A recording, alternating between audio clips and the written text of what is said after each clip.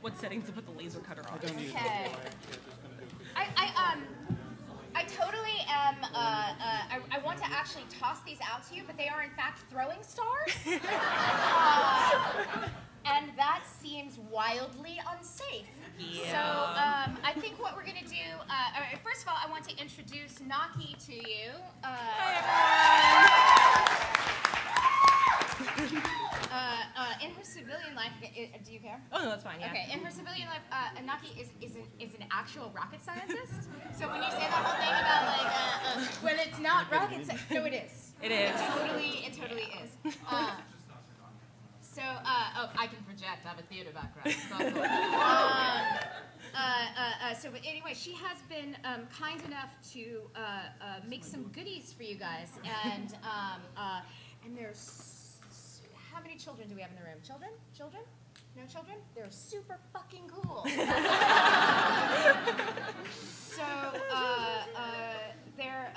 we need a name for this. It's the Hala Star, that it's the combination of Carol and Kamala. So we're having a contest right now. You guys start thinking and hit me on Twitter or Tumblr with your ideas for what we're going to call this, and I will send out a prize to the winner, all right?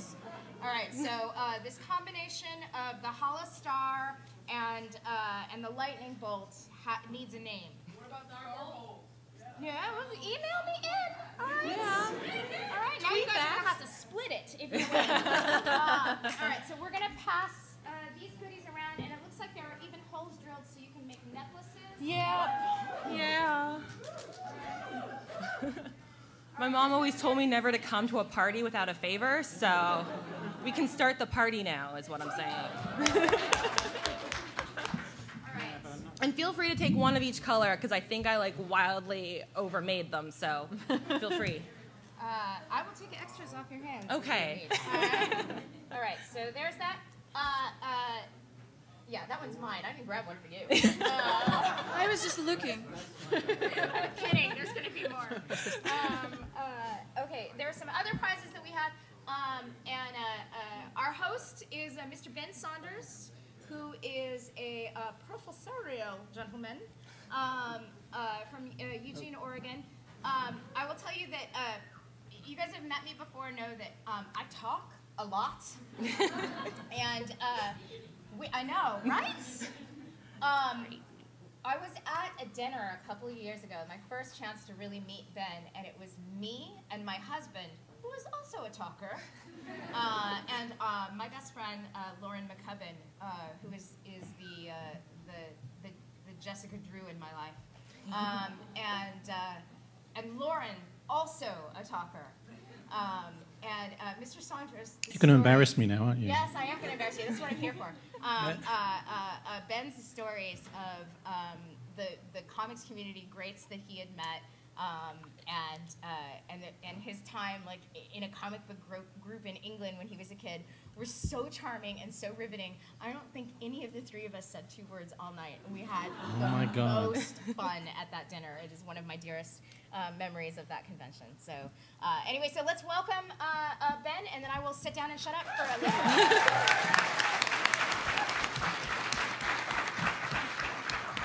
I think that's the first time I've ever been on a panel where the guest has welcomed the moderator. We do things different in the We Corps. really do. This is a good sign. This is a sign of a very different panel. There's no need for me to introduce the wonderfully talented people who are sitting in front of you, and I know that you have lots of questions that you want to ask them and love that you want to shower them with. You don't necessarily want to hear from me, so I'm not going to say too much, but I did think that maybe we could have a little discussion about the origins of these marvelous characters that we're all so excited by. And I thought I'd begin with talking to Kelly Sue. Actually, I'm going to evoke a dinner from a little more recently. I think it was this con about 2 years ago where you had just got the pages back from the very first script of Captain Marvel #1. Mm-hmm. And we were talking about the way that you were going to end that arc. And let's see. So, okay, well, you guys know this. So this is, I don't know how many of you know, how many of you are familiar with this comic book? All right, a good number. This is good. Okay, so this is the issue of the original run of Captain Marvel in which Carol Danvers is exposed to the magical Kree force beams that turn her into a superhero. Although it doesn't actually officially happen in this. This is the issue in which the event occurs, but it's a later retcon that she gets her powers here. Am I right about that? That's correct. Okay, so I thought that one of the things that we should talk about is, well, there's an awful lot of damsel in distress stuff in this. You know, I mean, one of the things that you had to do in revising comics history here was take Carol and turn her from something like, I mean, she basically is victim through the entire thing. I've got a close-up of the victim pose right there. Do we recognize this person? Is anyone else staring at the boobs and wondering what the hell's going on with the, like, boobs on her chest? Like, sorry, that's really weird to me. Yeah, right? I'll have you know Gil Kane is famous for his mastery of anatomy. And then we also have a nice sort of evoked women in refrigerators moment when Carol gets shot here by the evil, what is it, Rogan Gosh or Ron Yog? Jan Rog. Right, there you go, thank you. And Marvel remembers an earlier woman he loved who was also killed by this villain, it seems, which then justifies him beating the shit out of the bad guy for a couple of pages. You're familiar with this routine. So when you did this, here you are. I love the fact that this is you have them peeking over the wall here at her own origin in this little flashback. So I've given you a little insert here so you can compare moments. Now, in the Marvel version, the original version, he rescues Carol. And you even use the same dialogue at these moments, right? This is how, I did. I thought this was a really nice little tribute to the earlier material, which you're at the same time revising. So at the bottom there, you can see the page of your, the end of your arc. There's Marvel running out of the exploding cave with Carol. But now you've got Carol there. You know, there's the close-up for it. But you also, on the next page, have Carol running out of the exploding cave, holding, now remind me of her name. Helen Cobb. Holding Helen, there you go. So that was not what you had originally planned to write. That was not what I had originally planned, no. What I wanted to do was, so the whole thrust of that first arc was I wanted to revisit some of Carol's history and tweak it a little bit. And I wanted to tweak her origin. It turns out, I guess, quite a lot. Which was, I wanted to have, as we put Carol and our modern day Carol and Helen back at the site of the moment where she got her powers, I wanted to have Marvel pick up Helen and rescue Helen when the explosion happened, and Carol pick up her younger self when the explosion happened. So that when the Psyche Magnetron blew, the transfer of powers would go from Marvel to Helen and from contemporary Carol to young Carol, so that she would become the source of her own power. How cool is that? That's pretty awesome. So the idea was to basically to make her the source of her own powers, to basically make her her own mother in that way. Yeah. Do you know how few myths there are? Men are always creating themselves and creating life and being fathers to themselves. It's so rare to have a myth of female parthenogenesis. Yeah. It remains rare because that's not actually what we ended up doing. Exactly. Which is fine. I want to be very clear that that our sharing this with you is kind of showing you how sausages get made, but it's not. Please don't interpret that as me throwing a fit or saying that the choice that was made was wrong. These are not my characters, and the note that came back was that it was a pretty severe change to her origin. It was more than a tweak, and it was also weird. And I think the focus was that it was just too weird, and so they're not wrong. Introducing an origin that has a time travel paradox as part of it is kind of weird.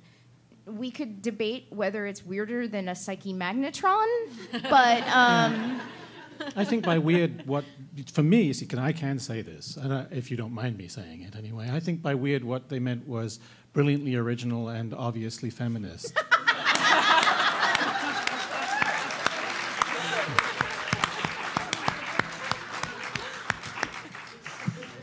So that was Ben Saunders, not no. DeConnick. I am not an employee of Marvel Comics. Although I do know some people who are employees of Marvel Comics, and I like Marvel Comics very much. We all do, and that's why we're here. Yeah, absolutely. Didn't you have her actually holding herself in some original version? Yeah, of the script? in the original version, she was cradling herself. So that would have been Carol holding Carol. That would be Carol holding Carol up there instead of Carol holding Helen. Yeah, so that would have been the plan. Mm-hmm. Well, there you go. So, I mean, you can all redraw yours if you want. I think. I mean, it's still working. It's a terrific. I mean, you get, this follow-up. It's a terrific origin. It's beautifully read. It's great that Emma did a terrific job. It really works as an arc. Yeah, and none of the rest of it would change. Yeah, it's actually just that moment, because then what we would go into is Helen and Carol in competition to be the Captain Marvel that lasts. Mm-hmm. And there, what we wanted to do in our subversive feminist agenda was to show women in competition with each other in I don't want to say it was brutal competition, like very much competing, no mm-hmm. holds barred, competing, and then being made better and remaining friends after. And actually inflicting injury. I mean, it's even it's a fight. Yeah. Well, for the longest time, when male superheroes get beaten up, and you see it on them visibly, but it's only really in the last 10 years or so that you would show a female superheroine actually getting the wounds inflicted upon them. Yeah. And I remember people do, except their clothes do get torn frequently. Yes, well, strange how that happens. Yeah, isn't that yes? So on this, I think to sort of move the discussion to Willow's thinking about origins, and it did strike me. This is clearly kind of a visual idiom here for the origin moment. The big splash page, the two characters looking up and down at one another, because we get it here too, right? It's a really nice little. How about that? How cool is that?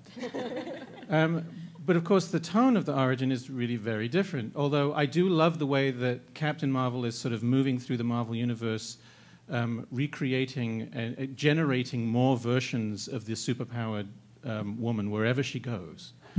But there are some other really interesting references on Willow's page here.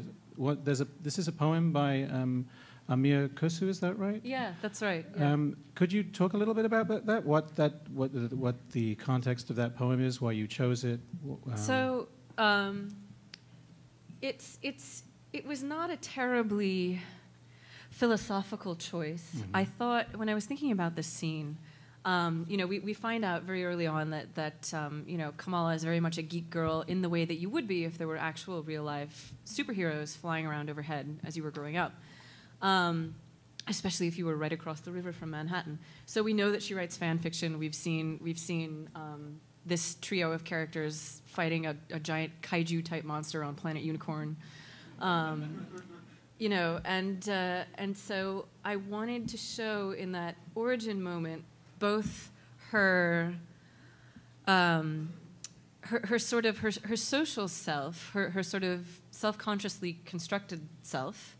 In the sense that she's a geek girl, she's part of this culture, she adores these characters, in particular Miss Marvel, but also underneath that she has the cultural heritage of her parents. She would have grown up probably speaking Urdu at home, not speaking English, and so it would make sense that in this moment of unconsciousness, where she is sort of obviously hallucinating and yet at the same time very much in the deepest levels of her subconscious, that these people that she loved and these heroes that she looked up to would be speaking her birth language.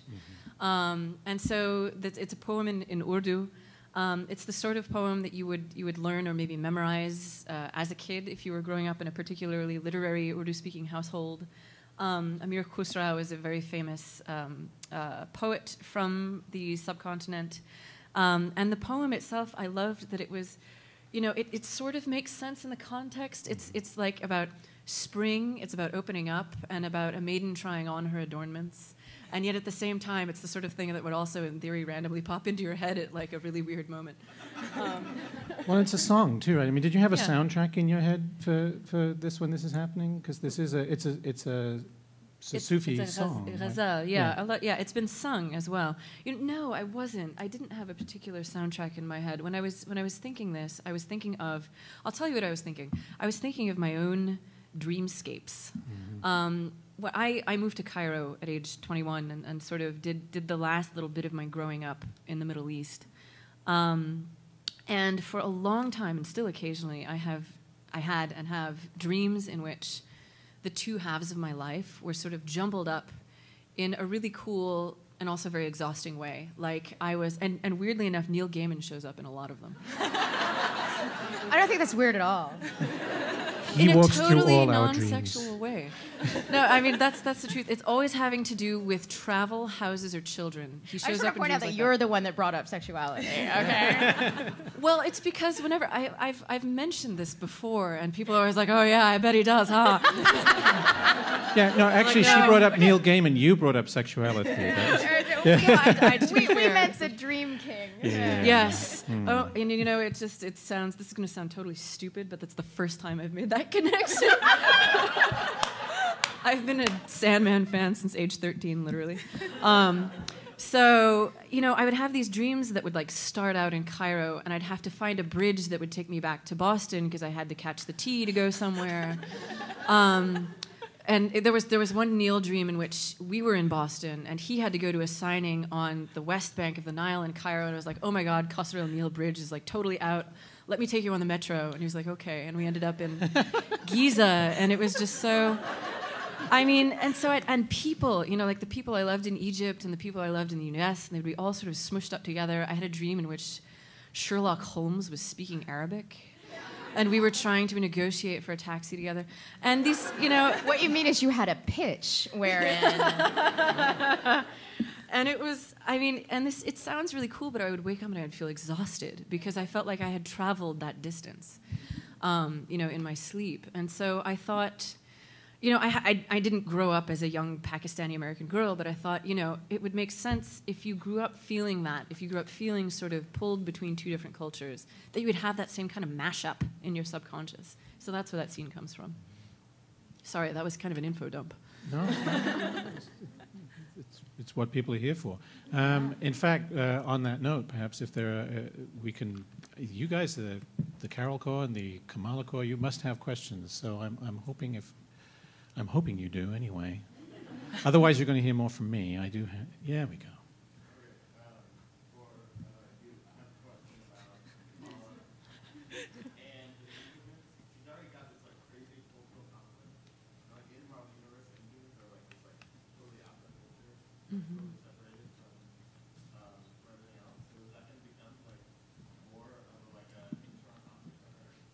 Oh yeah, for sure. I mean, she's really she has no idea why this has happened to her still, but when she finds that out, which we'll be starting to tease here in a couple of issues, she will want to go and find out, where are the other people like me, what's going on, maybe this is my tribe.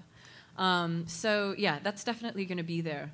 I sort of think to myself, how would that look? I was on a panel on Friday with the wonderful Rachel Edidine about interstitial identity. In other words, the intersections between the various things that we are, both within ourselves and to each other. And if you were a girl like Kamala and you already had, I'm on one side, my family is Pakistani and Muslim, and on the other side, I grew up in the US and I'm this kind of superhero freak. And all of a sudden I've got superpowers, that's 3. And then I'm going to find out that I'm, secretly an alien, that's 4.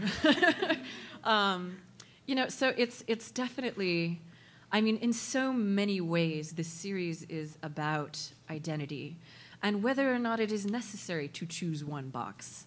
And that's part of why we made her a shapeshifter, because I think in our heart of hearts, even though the world is changing so fast, we're a little bit suspicious of people who check more than one box, you know, of that fluidity.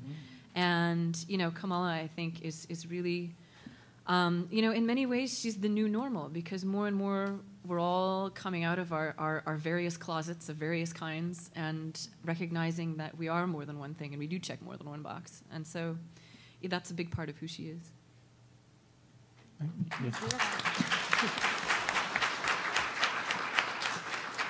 Can I interject really quickly? Speaking of Rachel, she had asked me to record this panel, and she gave me a little recorder with which to do it, and I left it in the pocket of my trench coat at my table.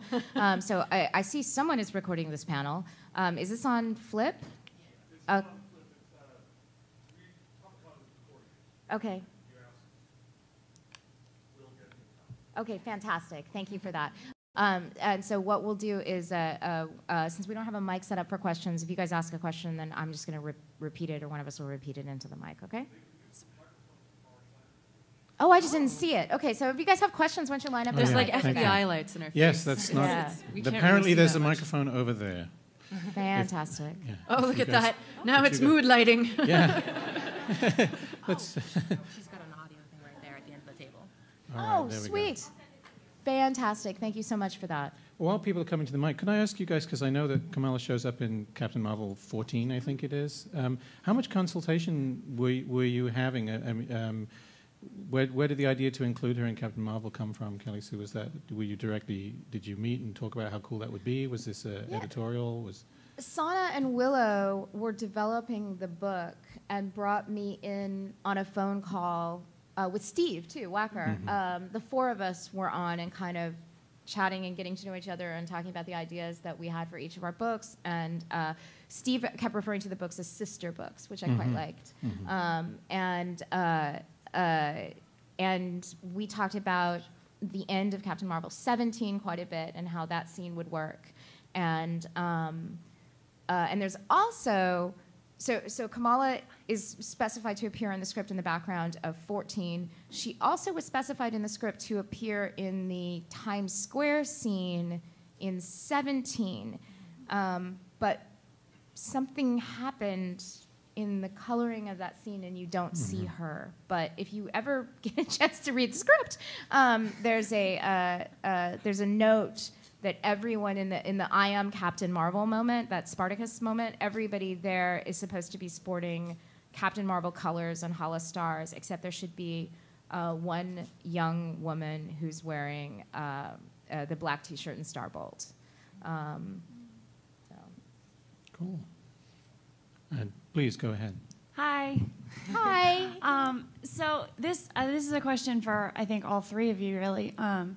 And I guess it's more of a life question for women in general. Because there's this beautiful thing that happened with the switch over for Carol from Ms. Marvel to Captain Marvel and from bathing suit to uniform.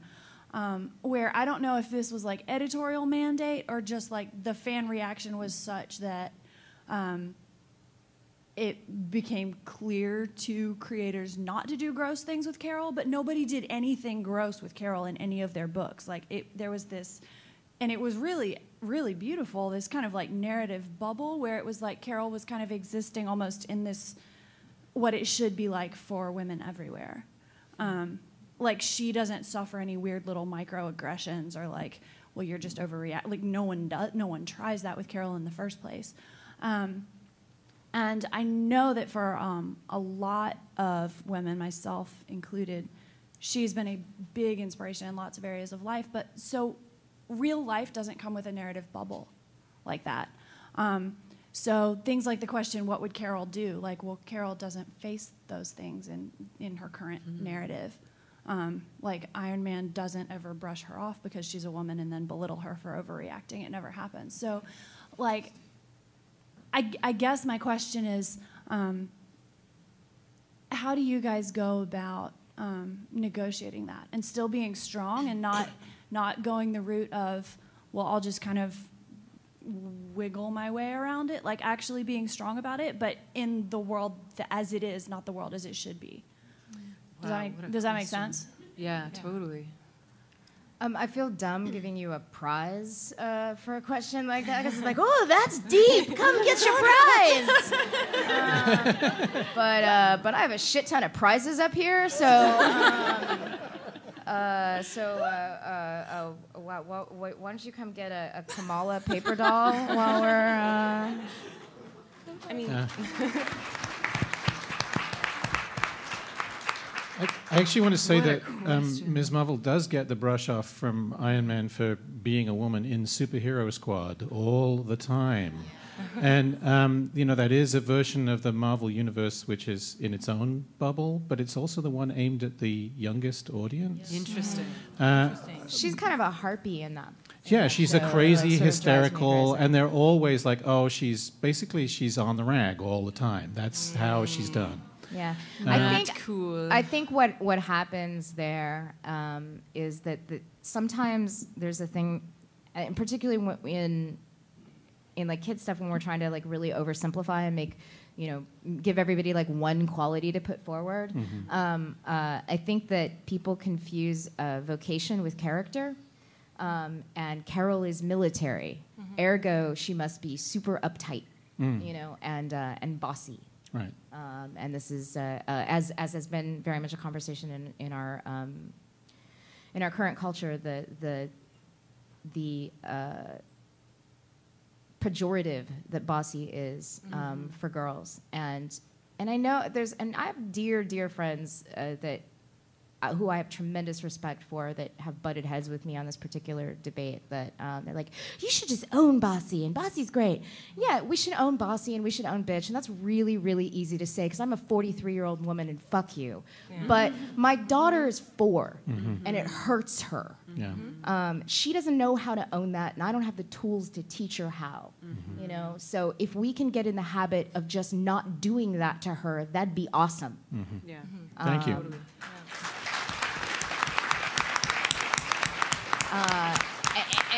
And as far as like, I cried when the sonogram showed that we were going to have a girl, not because I don't love women. I love women. I cried because I was scared, because I don't know how to teach my daughter how to handle the indignities that you cite with grace, because they make me want to put my fist through a wall. What I have learned in her almost 4 years is to just do the best I can, that every time I am willing to open my mouth and risk making someone uncomfortable or not like me or call me a bitch or whatever else may happen, is one time that she may not have to do that, and so it's worth it. My great-grandmother lived until I was in college. I knew her quite well. When my great-grandmother was a woman, women didn't have the vote. We were little more than chattel. So we have come a very, very long way in a very short time, and I think sometimes we forget that. And we have done so on the backs of women who made other people uncomfortable, on the backs of women who were force-fed, who were institutionalized. And so I think, what I do is take a deep breath. I speak up. I risk being called those things. I also forgive myself on those occasions when I am caught off guard, and I let the moment pass without speaking up, because it happens. And you just do better next time. Yeah.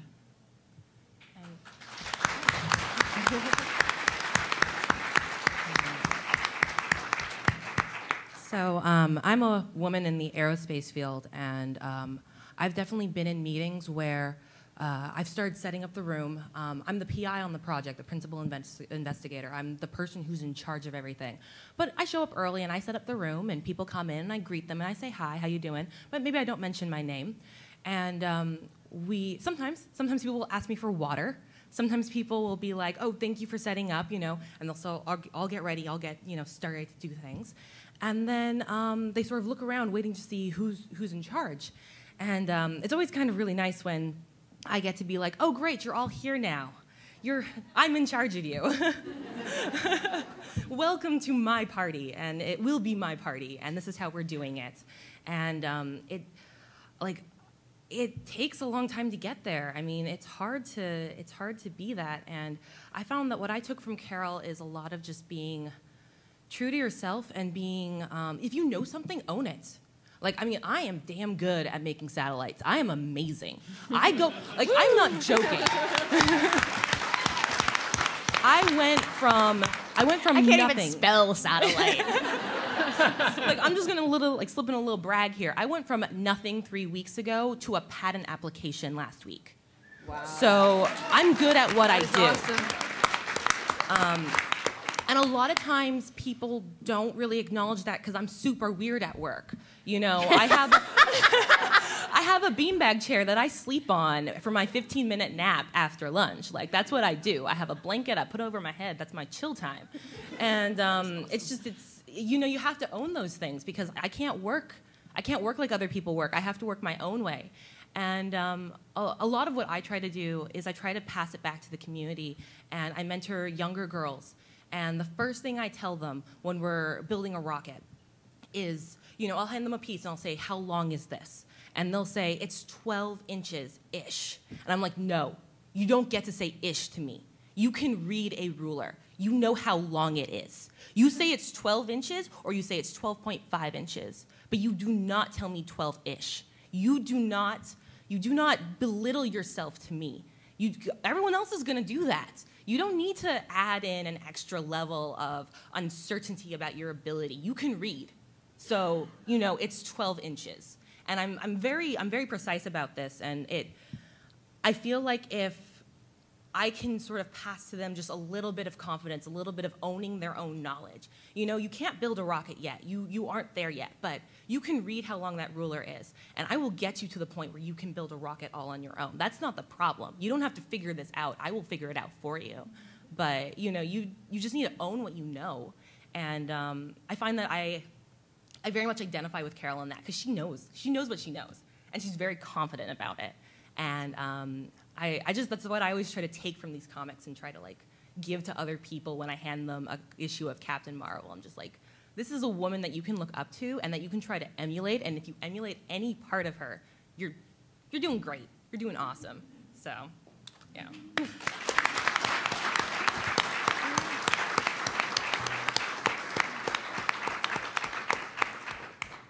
And maybe she should face some of those indignities. I don't know. Oh, I never really thought about it. Well, she really should, because I'd love to see how she deals with the catcalling or stuff. Because oh, that would not be pretty. Oh, I know. Kid has seen how I react to catcalling, and it's crazy. I get almost to the fighting stage, and it'd be interesting what Carol do. I know. Willow, do you? I think Naki brought up an excellent point, which is, you are not good. You do not have that knowledge right away. You're not good at stuff right away, and most of the things that are worth doing take time to build that expertise. And I think, in a lot of subtle ways, girls from a young age are taught to give up pretty early. Yep. And something that has been of immense benefit to me over the course of my career is to be able to differentiate between the things that are difficult and the things that are merely complicated. And when you break it down and you say, I want to do this thing, oh my God, it seems so hard, and you think, well, no, it just has a lot of steps. It's not difficult, it's complicated.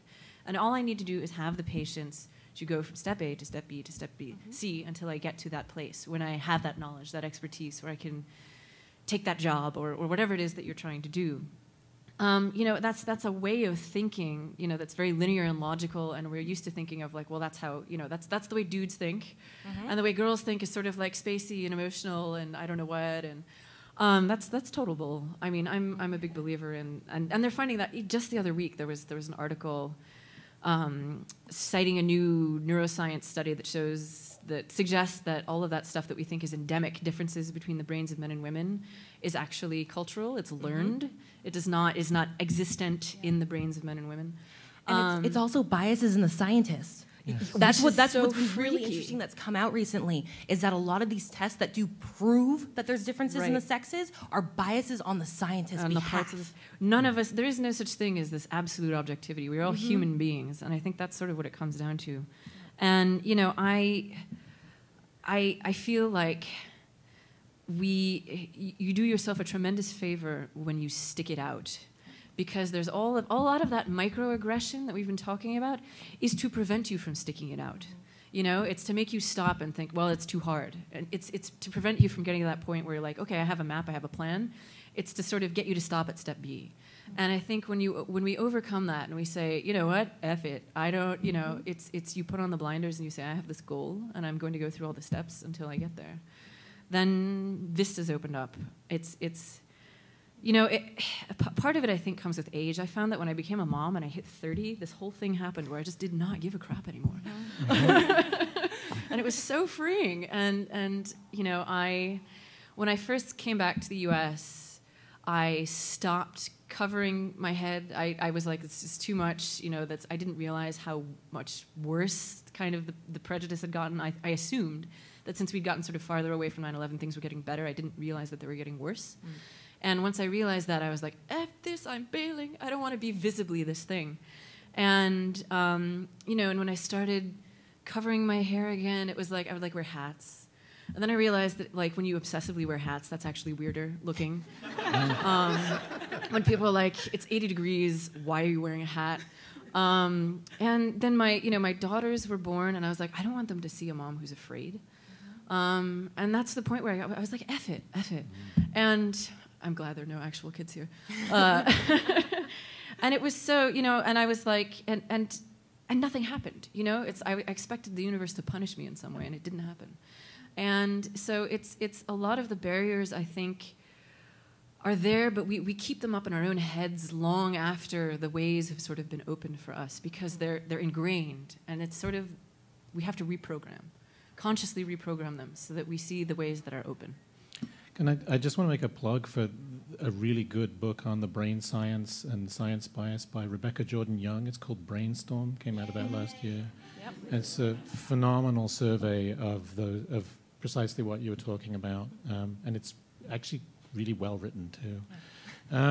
The next question, please. Hi, so my questions are mostly for Willow, but Kelly, I wanted to say, speaking as a teacher and as a child of a single mom, go ahead and let your daughter see The Rage, because it's a long time coming. Sweet. So Willow, when you're, I'm always interested in like the nuts and bolts of the shared universe and stuff, and when you're starting up a new book, like we always have the annual tentpole events now, do the editors give you any kind of breathing space and starting room to get your own thing going before you have to take part in the next big tentpole event, or is that kind of right from the start? And also kind of bouncing off the earlier discussion, how long do you give Kamala before she gets to know Tony well enough to be profoundly disappointed?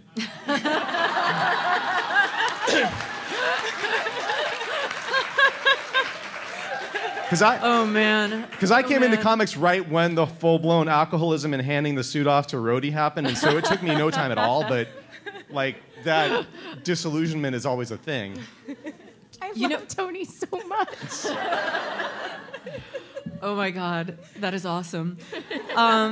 We've had that, not that exact conversation in those exact words, but Sana, the editor, and I have had the conversation about like, well, what if you were actually, if you were like Kamala and you were a huge fan of these people, and then you met them and realized that they were actual flesh and blood with some serious failings, what would that do?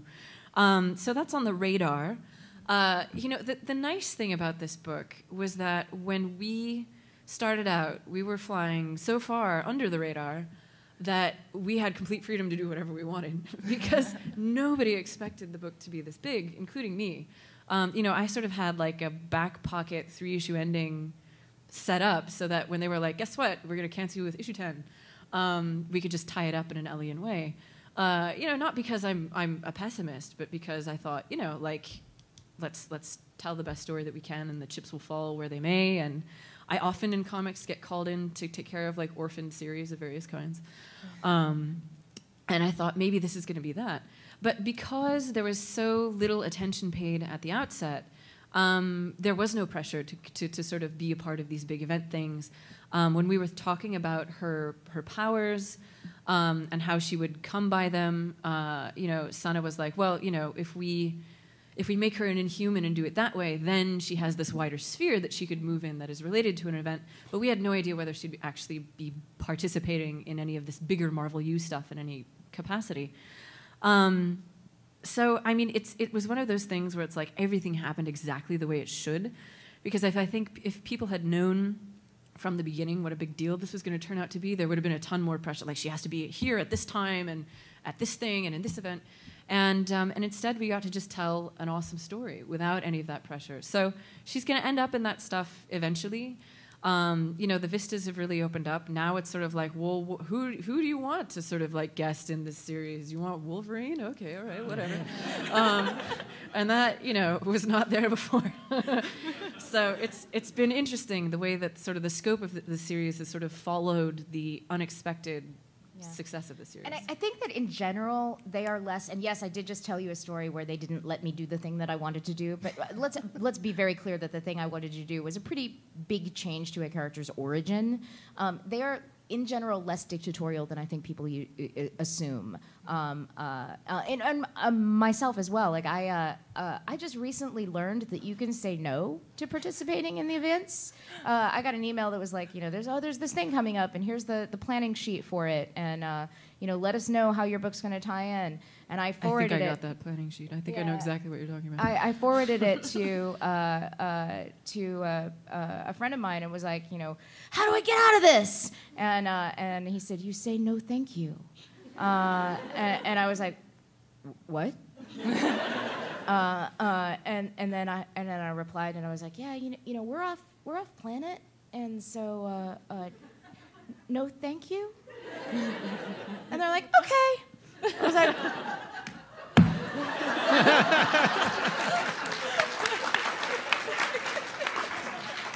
So, my bad. All right. My first question is about, because Kamala is a shapeshifter, there's a lot of heroes, well, Mystique, kind of, and Loki, who have done, like, gender things with their shapeshifting, because there's, like, not just two genders. It's on a span. But Kamala is a girl, so I was wondering how you plan on handling that throughout her series. That's an excellent question. I think that's the sort of thing that would not occur to her as an issue until she actually tried to do it. And then all of a sudden it would be like, holy, what bathroom do I use? I don't know what's going on here. That's a very interesting question. And it's something that I actually thought a little bit about when we were sitting down to plan out her powers. Because, going back to the boxes thing, I think, the reason that shapeshifters in superherodom are typically cast as, if you will, chaotic neutral a la Loki, or as bad guys a la Mystique, or Morph, who sort of goes over to the dark side, R.I.P. Morph. If you guys, anybody who's into 90s X-Men knows what I'm talking about. And that was something that Sana, the series editor, and I talked a lot about, is that why is that? Why? And maybe it's because we are automatically like, well, whoa, if you can be all of these things, then like obviously you're hiding something, or obviously that's something bad. I think, Kamala is in her own way somewhat sheltered, and a lot of this learning to be, but she has a very Paladin-esque personality. She's the sort of person who does good because she thinks it's the right thing to do and doesn't have a complicated sort of thought process about it. And I think as she gets further and further into that and realizes how difficult it sometimes is to distinguish what is good, then she will have to bump up against a lot of this, well, what does it mean that I have these powers and that I can take on different genders, different races? We've already started to deal with that one. And, what does that mean for me? So, that's one of those things that I feel like will only start talking to me when I start writing, because she sort of is at this point, I feel like I'm just taking dictation, like Kamala will tell me how she feels at that point. I just had one more question. It might be faster, but because you haven't even started, the comic hasn't even actually come out yet. But would Kamala ever join a superhero group like the Young Avengers or, the Runaways, but like, because I could see her fitting really well in with probably the original Young Avengers, because Teddy was also a shapeshifter and he was an alien. So like, what would be your thoughts on that, on her doing her own thing? Or Possibly, it's possible. I'd like to put it off a little bit, but yeah, it's possible. Thank you. Thank you. Oh, come get stuff, cookies and dolls and things. Yeah. These are amazing. I know, right? So, so I have some bobblehead paper dolls of Carol and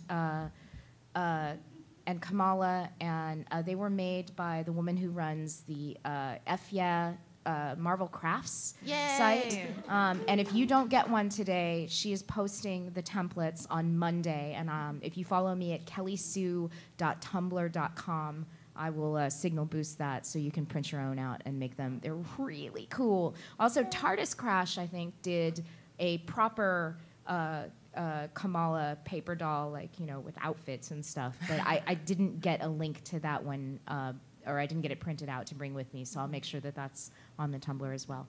Did the stars make it all the way around? Oh, no. Stars ran I'm out. sorry. Did people take extra maybe over here and could toss it this way? You guys Don't actually toss them. No, don't No tossing. Hand them gently to your neighbor. And then everyone on this side of the room dies. It's all my fault. Death by cookie. Okay. I love that this is a community that takes such good care of each other. Yeah, it's really amazing. All right, Sabrina, hit us up. Hi, Kelly. Hello. I really want to know where's Monica? Where is Monica? Yes. Monica's in New Orleans. No. Monica is in Mighty Avengers. Oh. Isn't she? Yes, Monica is in Mighty Avengers right now. She should be in this world. Yeah, no, I agree. I love Monica. I love the shit that Monica gives Carol. Me too. Yeah, that is fantastic. I would jump at the chance to write Monica again. I love Monica. Monica ain't in space with her right now, but I'll see what I can do. Come get you a doll. I'm super impressed how that changeover worked. I'm like, good job, guys. There you go. Cookies. Please. Yeah. This is pretty much the best panel I have ever been on, swag-wise. Thanks for the cookies, by the way. That was Tori and Michelle. But Tori and Michelle, thanks for the cookies. right on.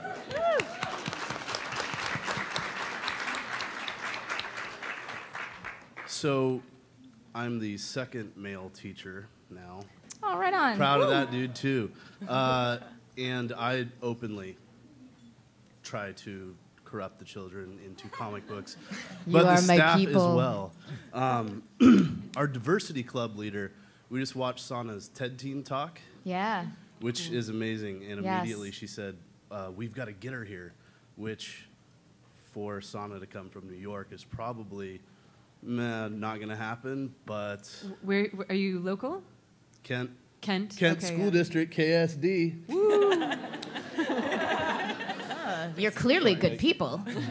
Yeah, so I have no idea what Sana's travel schedule is, but I do know her email, so I could totally make that happen. Talk to me afterwards. okay, yeah, and I promised I'd ask if you guys, if she says no, if that's something that's public speaking. is- Kent, Ohio? Kent. No, Washington. Washington. It's like a half hour it's south. Oh, okay. Yeah, dude, I'm in Portland. Yeah, So that's- we'll talk. I figured you guys. Are close. Yeah, we'll Cool. talk. All right.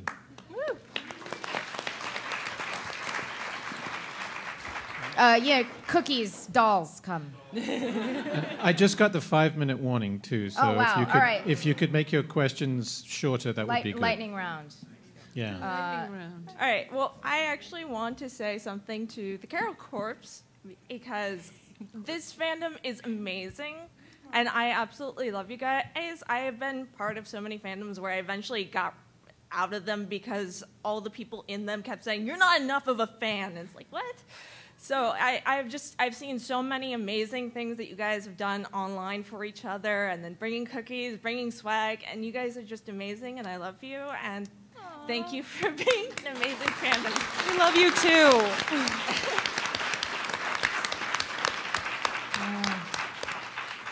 Hi. So my initial question got asked in front of me in line, so I came up with another one real quick. I'm a school counselor. I'm out in Oak Harbor with a bunch of high school students, and they're amazing. Thank you so much for giving me more characters that I can share with them and have them see people like them in media as well as in their education and in their lives. I'm curious if you know anything about how we might be seeing more of Carol or Kamala in other media, like cartoon series, like the Marvel Live that's coming up, things like that. She's good. Carol is definitely in Marvel Live, definitely in the current costume with the current title. And I have friends in Marvel animation who have told me that there's good things happening, and that is an unofficial sort of rumory thing, but here I am on a microphone spreading rumors. Yeah, so there you go, fingers crossed. Cool. Thank you. Thank you. Hi there. This question is for G. Willow Wilson. I talked to you a little bit on Thursday. I almost cried on you a little bit because shout out to the teacher from Kent. I went to Kent Meridian High School, which has been named the most diverse school in the state. And Kent is representing today in the forum, let me tell you. One of the things I saw a lot was I had a lot of Muslim friends who are having different life experiences, and so one of the things that really touched me about reading the new Miss Marvel was seeing her interacting with her friends who had different stances on wearing the hijab and their faith and everything. So I was wondering, I know we're going to be focusing on Kamala's story, but are we going to be seeing kind of more background Muslim American culture? Because that's really interesting to me, and I really like to see that represented. Well, thank you. And yeah, I remember you from Thursday. That was a great event. And if any of you don't end up getting the cool throwing stars, we do have extra patches from that event. So if you come by C14, or I think Kelly Sue has some at C12 too, you can score one of those instead. Yeah, I mean, we'll see it largely through her family and her community. There's a huge shout out in issue 3 to something called the Side Entrance Project, which is run by a very dear friend of mine and addresses women's spaces in Muslim places of worship, both in the US and around the world. So we get into some of that. But it's very oblique. We wanted this to be part of the series, but not sort of suck it up and overwhelm it so that it becomes a model minority series.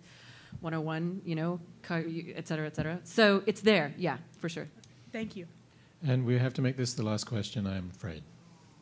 Hey, I just work here. We're at C12, C14, and this one is wandering around the floor if you want to spot us for other questions. And I have some real quick giveaways at the very end, too. Go ahead. So I coach high school wrestling, and I've got... Awesome. Sweet. Go you! Yeah. I work for Federal Way High School, and we have a pretty big girls team that's up and coming. But a lot of the girls are finding Batman and Superman and Captain America, and I'm like, embrace the female superheroes. And I'm like, who is there? I'm like, Captain Marvel, Miss Marvel, and they're like, who's that? And I'm like, Wonder Woman? And they're like, I don't know about Wonder Woman. I'm like, is there anyone else that would be a good She-Hulk? She-Hulk, there we go. Okay, I like that one. Motherfucking She-Hulk. She's even in a women's wrestling unitard, man. Totally. I mean, can you get your school on that? Thank you. Okay. Red She-Hulk with her big ass sword. Motherfucking Sif. Oh, Sif, yeah. Yes, I will I'll make you a list with less profanity. Okay. If you do not have any Carol gear, stand up. Or Carol, any, okay, all right. All right, you just got a pair of leggings courtesy of Suckers. Ooh. I also have, because I can reach you, a t-shirt from We Love Fine. All right? On your way out, you come clear me out of paper dolls. And, sir, who did not get to ask your question, you get dog tags. Dog tags. Dog tags. Dog tags. All right? Hells yeah, good for you. Yeah. All right, I'm not going to hurt anybody else. Thank you, everybody. One more round of applause for You guys are all panel. awesome, I just have to say. That's great, though.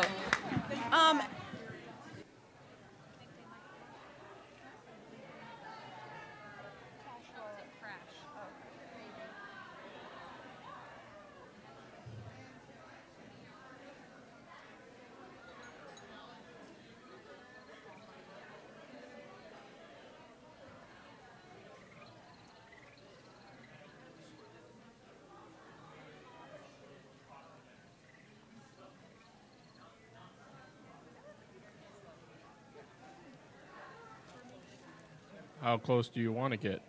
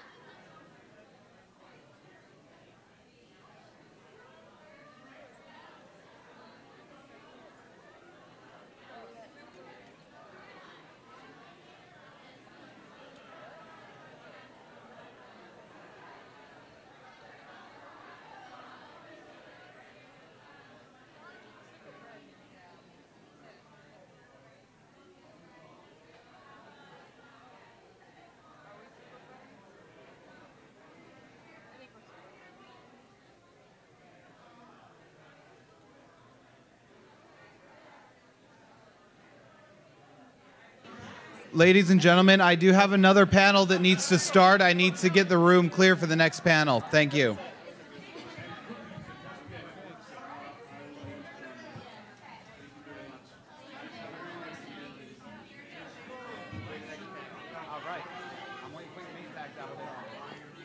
I don't think so, no, but I'm doing another one on Golden Age comics at 3 o'clock today.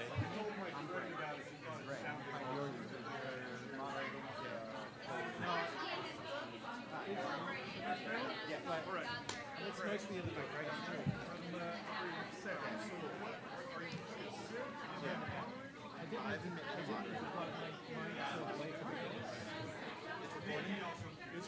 Yeah, it's 2:20 actually in that little room over there.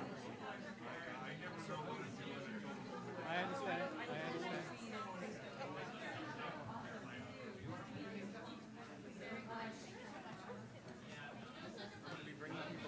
Yeah, it was great meeting you too. Okay, so that's gonna be fine. For the bomb DVD. Thank you. I get really impassioned about things sometimes. I'm like, oh yeah, you're yelling at the girl.